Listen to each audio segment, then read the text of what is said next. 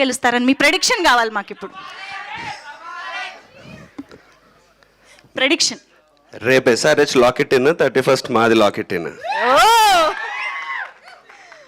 Okay, so మరిక భజే వాయువేగం గురించి మీ మాటల్లో ప్లీజ్.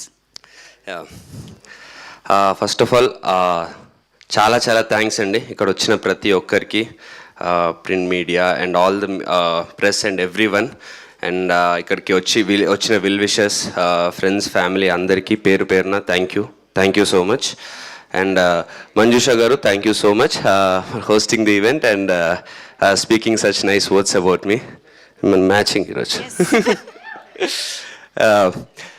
సో